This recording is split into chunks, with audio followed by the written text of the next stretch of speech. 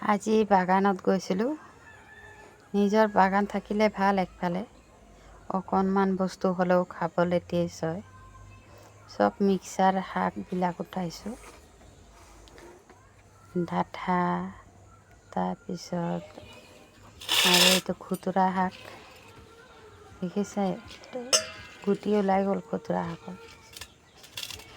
তাৰপিছত তিতা পাত আছে, তিতা পাত কেইটামানে ওলাইছোঁ। খুতুৰা শাক, ডাঠা, আজি শাক বনাম। এইফালে মই আকৌ ভেন্দিটো বনাম। এইটো ধনিয়া পাত নিজৰ গছৰে হয়। ভেন্দিটো আগতে ভাজি লৈছোঁ, ভেন্দি আৰু আলু। এতিয়া অকণমান চৰ্চ এইবিলাক পিচি লৈছোঁ আগতে, চৰ্চ আৰু জলকীয়া। তাৰপৰা ইয়াতে পাঁচফোৰণ আৰু এইটো আদৰক পিচি থোৱা আছিলে, সেইটোৱে ঢালি দিছোঁ। মছলাকেইটা দি দিছোঁ।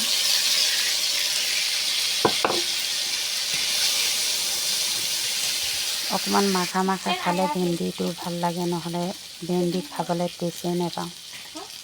এনেকুৱা অকণমান বনালে মানে চবে খায়, চবে খাব, নহ'লে নাখায়। ভাজিটো ইমান টেষ্ট নহয় ভেন্দি, সেইকাৰণে অকণমান চৰ্চ জলকীয়া অলপ পিচি পেলাই দি দিছোঁ। ভালেই লাগে এনেকৈ খাবলৈ। জলকীয়া দুটামান দিছোঁ আৰু বেছি দিয়া নাই, এনেই পিচি থোৱাও আছিলে। মছলাটো ভাজি পেলাই অকণমান ঢালি দিছোঁ। ভেন্দি আলু অকণমান সিজিবলৈ দিম, আলুটো সোনকালে নিসিজে আজিকালি।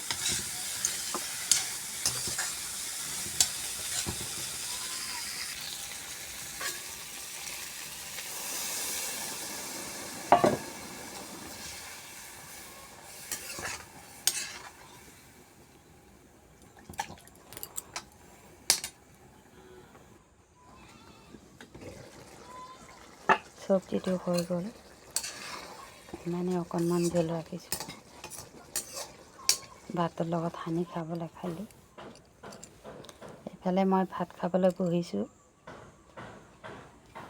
আৰু দালিত ঔটেঙা দি দিছিলোঁ আজি।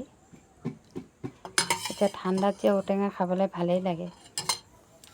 আজিকালি ঠাণ্ডা দিনটো সৰু হৈ যায়, বিধৰ ঢালিবলৈও দেৰি হৈ যায়।